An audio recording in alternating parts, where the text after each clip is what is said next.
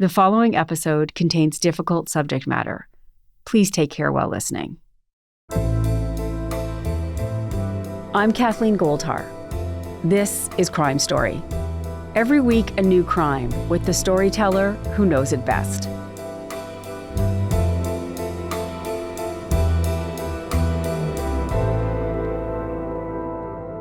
This is Paul loading the bags into Krystal's truck. Yes. We're now in the Yukon. It's September 1990, and the Senyk family has flown in from Ontario to Carcross, Yukon. Paul, let me have a view of that truck. It's hard to make out exactly what we're hearing on this video, but you can see Krystal Senyk standing in the back of her white pickup truck, her dad teasing her about all the mess. I'm almost 30. A smiling Krystal cracks before getting into the driver's seat. The next video cuts to Krystal's cabin, a place she built all by herself on 2.5 acres of farmland. It's absolutely beautiful and remote. Carcross is about 75 kilometers or nearly an hour's drive from Whitehorse. What do we got in here, Krystal? 4 or 5 different kinds of tomatoes. We got beans. Oh, Phil, look at this. You just walk in and you pick a, look at it. Oh, Hey, wait a Phil. minute, Paul. This is a Krystal tomato. Yukon tomato. No action. The mood in these videos is clearly happy. Krystal is so excited to show her family around, and her dad's pride is written all over his face. But a couple of years later, all that happiness would end. Because as generous as Krystal was as a host, she was an even better friend to her best friend, Colleen. Because when Colleen needed help leaving her abusive husband, Krystal jumped right in. And in doing so, Krystal became the outlet for his violent threats. He said the hunt is on, and then he said that he was on his way.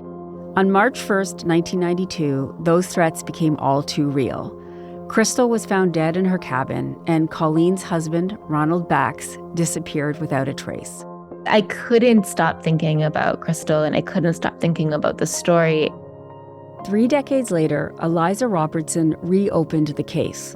Her book, I Got a Name, tells Krystal's story and takes us on a cross-country journey to find Ronald Bax, all the while exposing a system that too often fails to protect women. And one note, Colleen is a pseudonym we're using to protect her privacy. Eliza Robertson, welcome to Crime Story. Thank you so much, Kathleen. It's a pleasure to be here. So can you tell me about how Colleen and Krystal knew each other? Yeah, so they were old friends. You know, when we spoke to other people who knew the two of them, and they would describe them almost as having their own language. People had said that when they were together in a room, it was almost like everyone else disappeared. Like they had their own kind of vortex and and way of being with each other and speaking with each other. Krystal was like an aunt to Colleen's 2 children, so she would take them to daycare if it was needed, or she would take them to the clinic if someone had a sore throat. And in moments where Colleen needed a place to stay because her marriage with Ronald Bax was not safe for her or the children, then Krystal would be one person who could offer her that place to stay. She was a very good friend. And what did you learn about Krystal herself? Like, who was she? What did she do? What were her passions? Krystal was quite a singular person, especially in that era of the early 90s in Whitehorse/Carcross, where she actually lived. So she worked as an engineer for the federal government. She also was very handy. So one of her passions in life was renovating this old cabin that she bought. I think it was in disrepair when it entered her hands, and she just spent years of her life renovating it, largely herself, but also with the support of her brother and neighbors and anyone who wanted to chip in. She was also a musician and a painter. She just had so many different facets to her. She loved music. She would invite people around to her house, and they would all, listen to music together or play music together. It just sounds like she had a lot of vitality and effervescence about her. I lived in Whitehorse for about 1.5 years in the late 90s, and she sounds like she would fit in perfectly. She sounds like so many people who live there. But how does Ronald Bax then fit into this picture? So Bax he was Krystal's best friend's husband. So Krystal's best friend, Colleen, was married with Ronald Bax. They were together in the late 80s.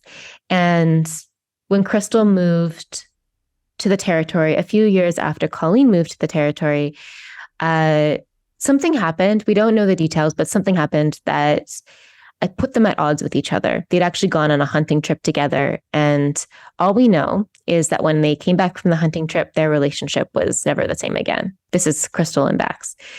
But that would have been in the late 80s. And so we're looking at 5 or 10 years of that resentment building and thickening. And he actually propagated rumors at the time that they had had a romantic relationship, which has never been substantiated. So that Bax and Krystal had a relationship, or Krystal and Colleen? That Krystal and Colleen had a relationship. And again, that was never substantiated. But that flavor and that distaste has always been also in the backdrop of the story. When I say distaste, I mean the distaste for what was rumored to be a potentially homosexual relationship, which again, there's no evidence to suggest that. I think they were just close friends. But it's one of the excuses that people had levied at the time for why this murder happened. Tell me more about Ronald Bax. What do you know about him and his history of violence, both with Colleen and maybe before? So Bax himself is like anybody, I suppose, but he's a diverse and a varied figure. He was a sculptor. His specialty was creating these bronze figures of wildlife, of animals in the wild. And that's partly inspired by the other part of his vocation that he really devoted his life to, which was spending time in the wilderness.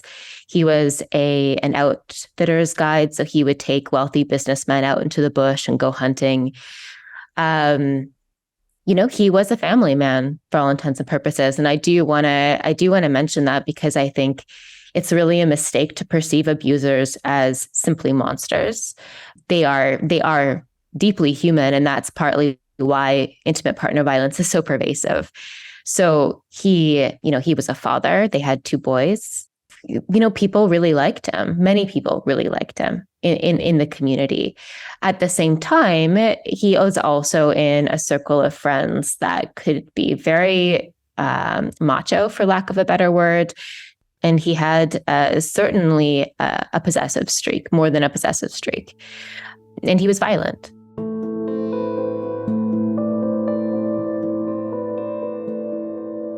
How did that manifest in their marriage?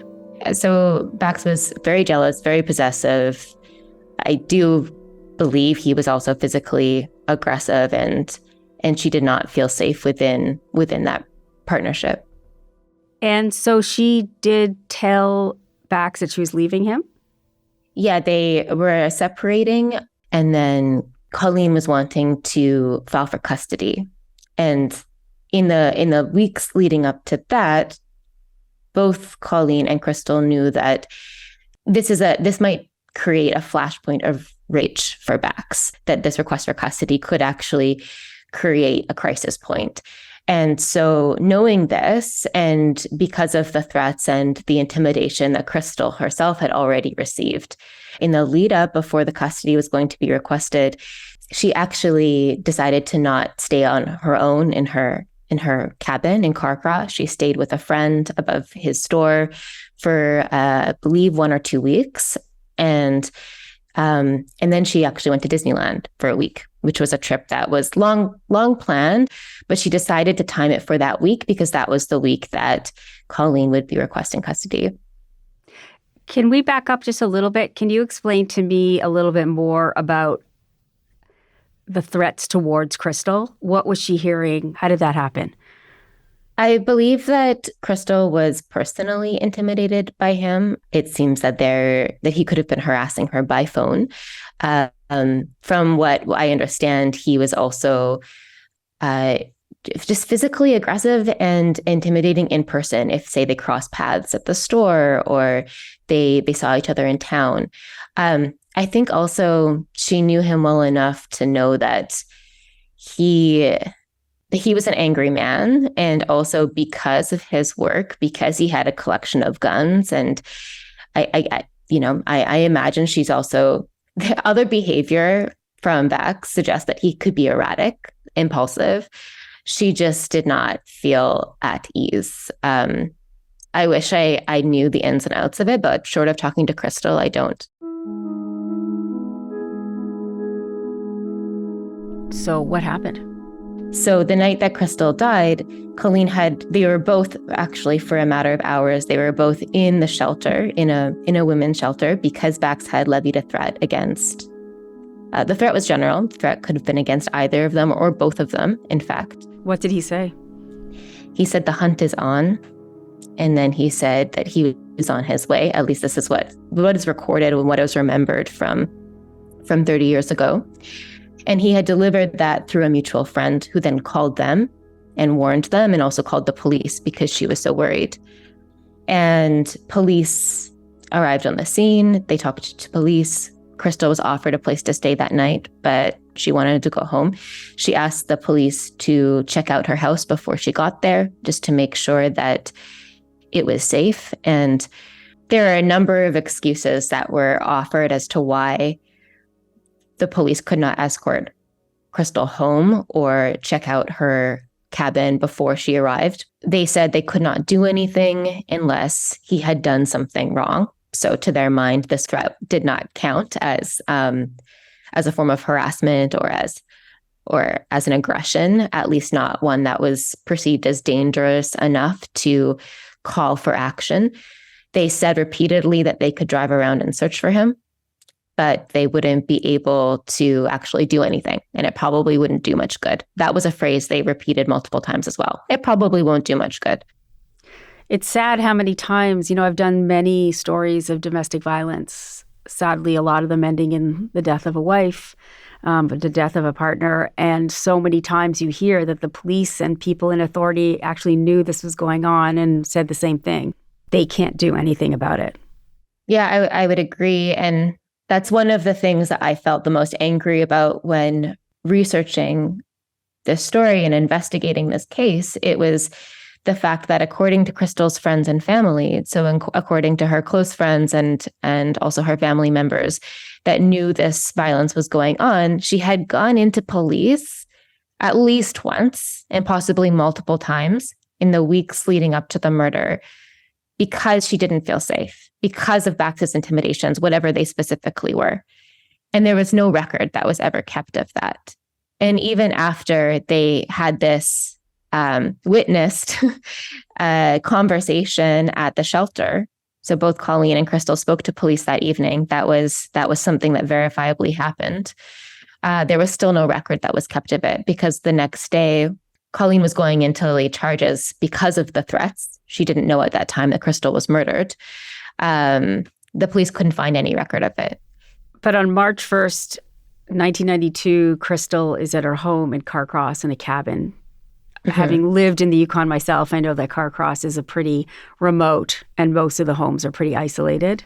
It's a choice to live in Carcross, to be in that kind of a place. Bax shows up at her house, and can you tell me what happened?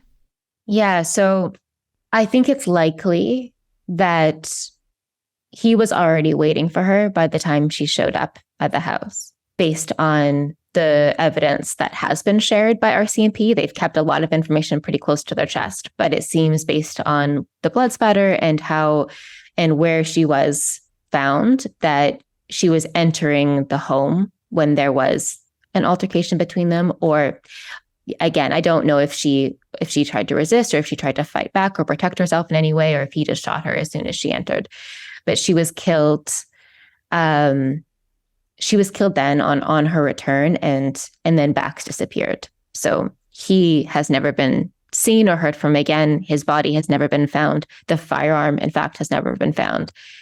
And it remains an unresolved case to this day, in that we know it was him who did it, but he has never been brought to justice.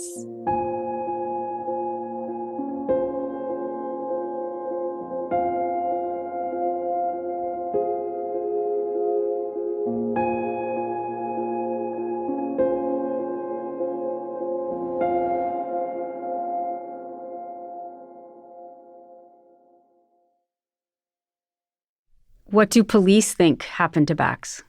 The theory that police have favored after years of this case not being resolved is that likely he committed suicide shortly after the murder. And that was with the criminal psychologist going over the files and making a judgment based on Bax's character.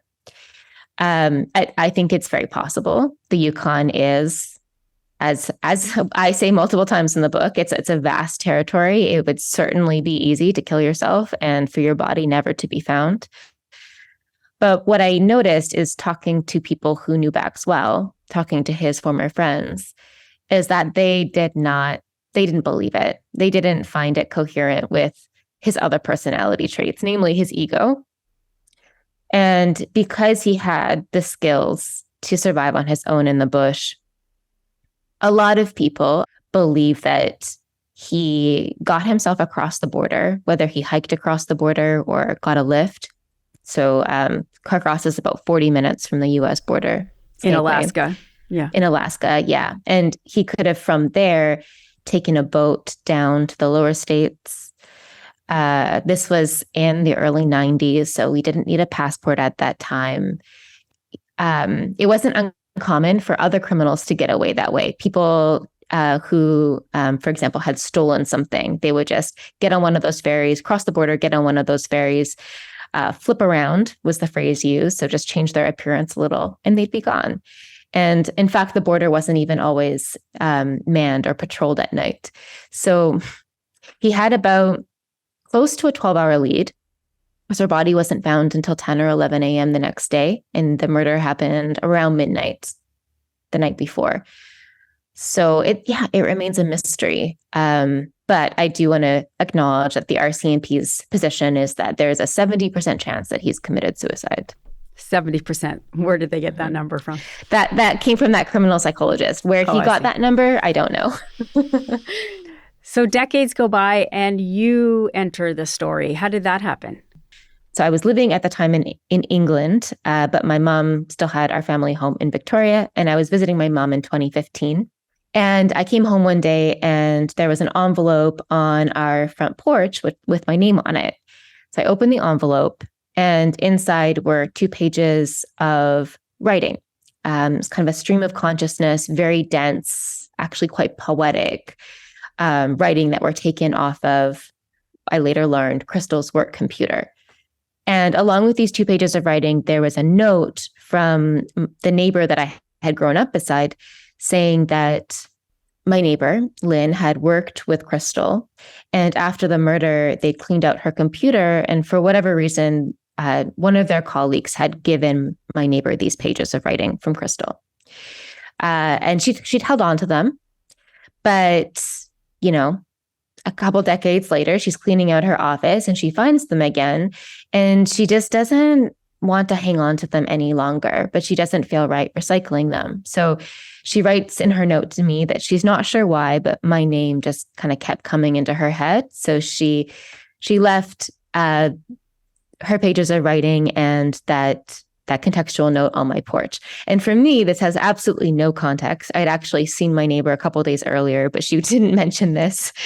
So I was gobsmacked. But that's how I encountered the story. It literally landed on my doorstep. And what made you decide to move forward with it? I mean, you could have just got this yourself and read it and said, okay, now I'm going to go back to my writing fiction. Well, and in fact, that's what I did at first, because when I found this story, I was still doing my PhD. I had a novel with a deadline, but I couldn't stop thinking about Krystal and I couldn't stop thinking about the story. And because this truly does not happen every day or really any day where a writer just gets almost hand delivered a story like this that feels so momentous and so unresolved, I just took it very seriously at the same time. I write this in the book, but it did feel like a call. It felt like something that I couldn't ignore. So even though I did actually have to go back to England and continue with the other things I was working on, I never forgot about it. I knew I wanted to turn over turn over some rocks and do more research. I wasn't sure at the time what form that would take. Maybe it would be an article, an essay. Maybe I just do some research, and if it led to nothing, that's all. But I just needed to look into it further. And then the more I looked into it, the deeper I got. You got so deep, you went all the way to the deep south. You went to Mississippi. That's right. Why Mississippi? What was that about? Yeah, that was another strange detour along this journey. So, though I was not actively investigating the case immediately, I was from time to time Googling Krystal's name. And on one of these occasions in 2016, I found an article that was published in the Clarksdale Press Register. And in the article, it had written about a woman who lived in Rena Lara, which is about 20 minutes away from Clarksdale. So the woman lived with her husband in a trailer, and they were lodging a stranger who turned up in town a couple years earlier. And the woman rather had always found the stranger there was something off about him. She didn't fully trust him. And so based on those instincts, one day when he had left the house, she went through his backpack. And she says that she found an information card. So it wasn't government ID exactly, but it was some kind of card with his name on it. And though this was not the name he was going by, the information card had the name Ronald Jeffrey Bax. So she Googled the name Ronald Bax, and she found out that this was a wanted man in Canada, and she called Crime Stoppers. So that's essentially how my path led to Mississippi. I ended up contacting the journalist who wrote this article. I did as much research as I could from Montreal, where I was living. But what I noticed and what was proved correct after I went down there is that people are pretty tight-lipped if you're just trying to cold call folks and make, random inquiries. But when you're there in person, at least my experience was that going down to Mississippi myself was the only way where I could get people to actually talk and actually share information about this individual who had this so-called information card with Ronald Bax's name on it. Did the police check it out? What did they discover? The police did check it out. So after this woman called Crime Stoppers, the local sheriff arrested this man. They detained him for 3 days while they checked his fingerprints. RCMP was contacted, and the lead investigator at the time did personally interview the journalist as well as the woman who'd found the information card. Eventually, it came up that the fingerprints of this individual did not match Ronald Bax's, so he was released. And I could have left it at that, but I had just been reading too many news stories about the technology that is available to change your fingerprints actually very convincingly if you have the money, which, I don't know that Ronald Bax would have had the money, but who knows? And it was just still sitting in my mind as something that was another unresolved potential thread in this story, and I wanted to get to the bottom of it.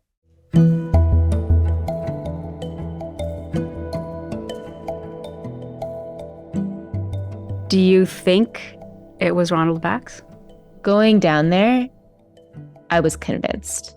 And I felt that way because, there were a few reasons, but one of them is that when I showed his mugshot around to people who had known him, I watched their faces blanch. They said, I'm using their words, that it was carbon copy of the same guy, just a little older, that his hairline receded.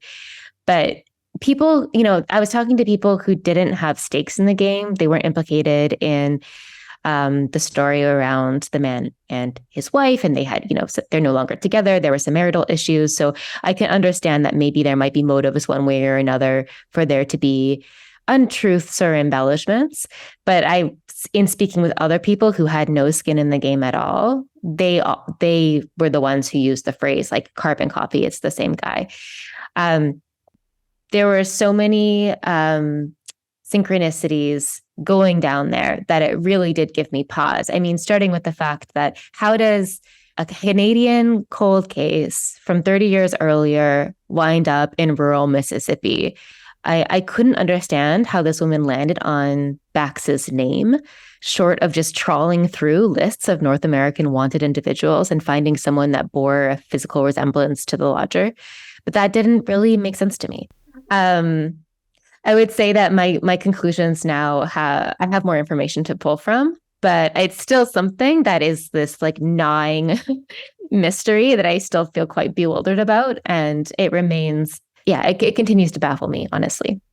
And he told people that he had a similar backstory to Bax, right? That he was from Alaska Canada, traveling south to meet his sister in Florida. And those sort of things matched Bax's story too, right? Certainly the Alaska detail. And also people had described him as, I think he was from Canada, but he was living in Alaska. And so things like that, I was like, okay, that's strange. Around the same time period, he was supposed to be in Alaska. It was proposed that he was working on the Alaska like king crab fishing ships.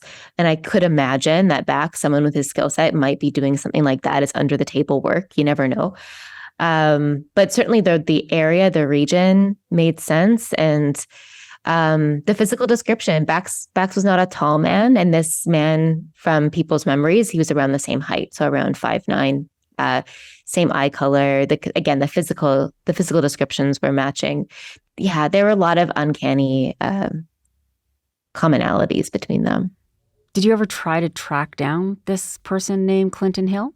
We didn't have any run-ins with Clinton Hill, but it's possible that he's actually still living in the area, even if he's out of state. So that's the other interesting thing about specifically that area. It's a tri-state area. So Tennessee is very close to Mississippi, and that's also very close to Arkansas.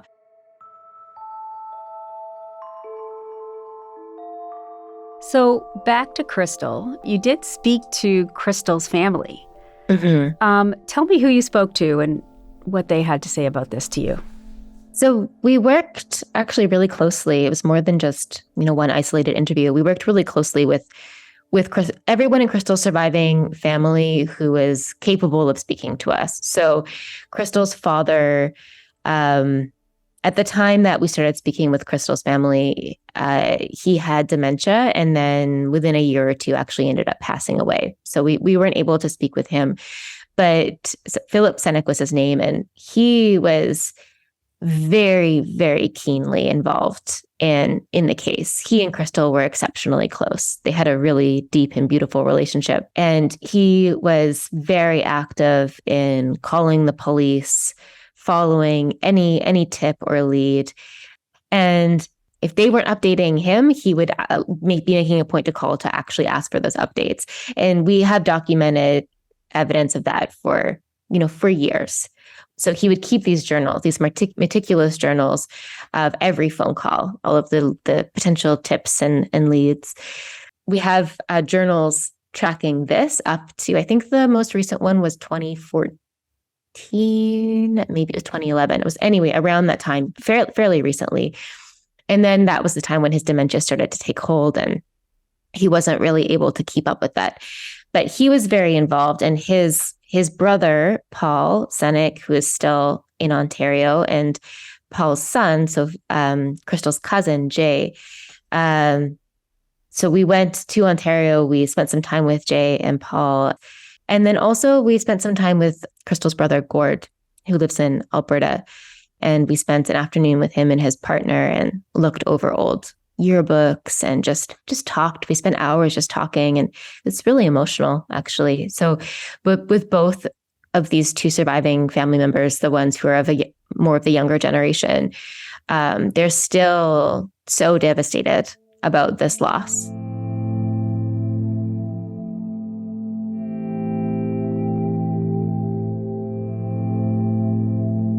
Who does the family place as responsible for Krystal's death other than Bax himself?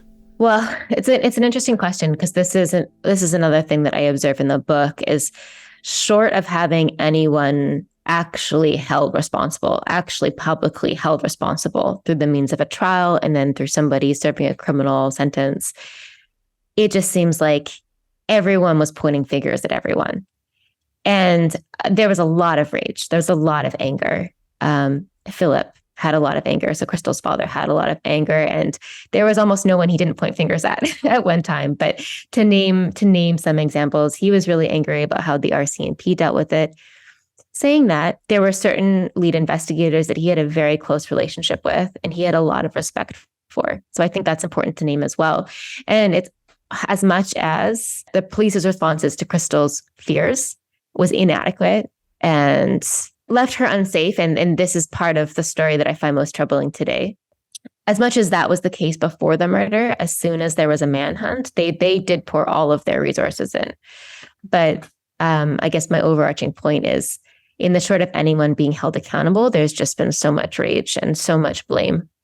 And lastly, in your book, you talk about how, since getting into this research and doing this work in this book, you sort of see Krystal all around you still.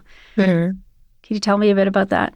Yeah, I mean, this is one of the aspects of pursuing this book that I find difficult to put words to, because in some ways, this is my own relationship with Krystal. And I do want to acknowledge that I never met Krystal. I was 4 when she was murdered.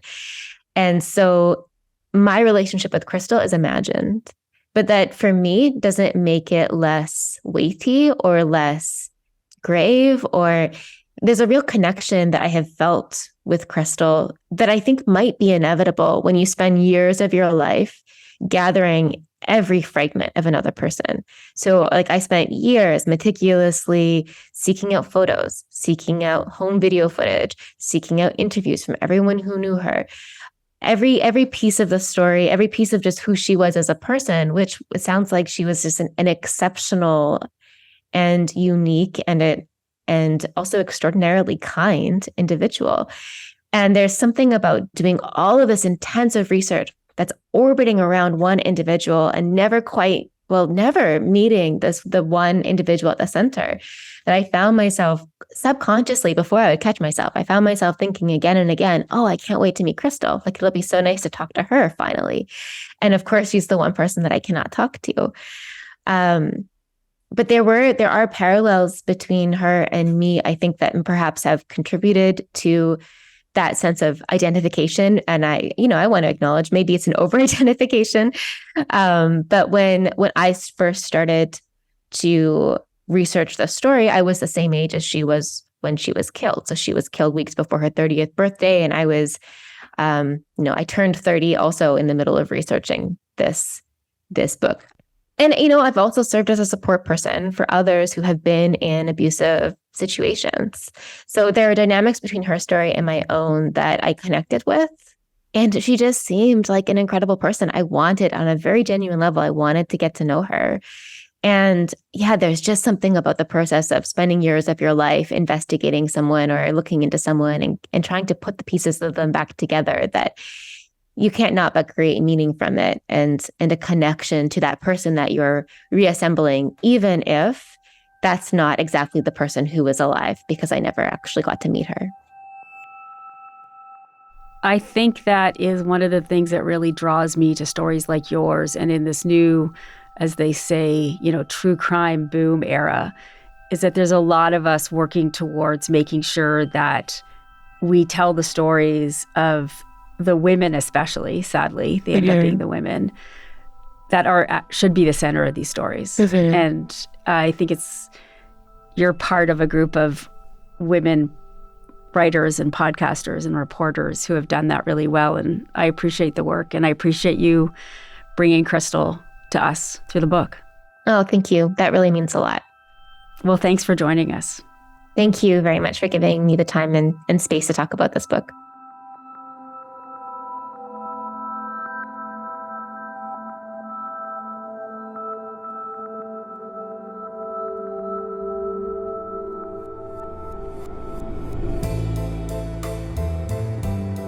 You've been listening to Crime Story from CBC Podcasts. We drop a new episode every Monday.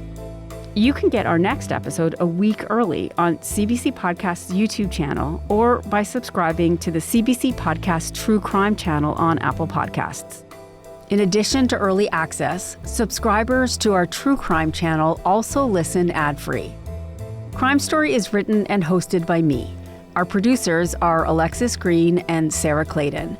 Sound design by Graham McDonald. Our senior producer is Jeff Turner. Our video producer is Evan Agard. Our YouTube producer is John Lee. Executive producers are Cecil Fernandez and Chris Oak. Tanya Springer is CBC Podcast Senior Manager, and Arif Noorani is the Director of CBC Podcasts.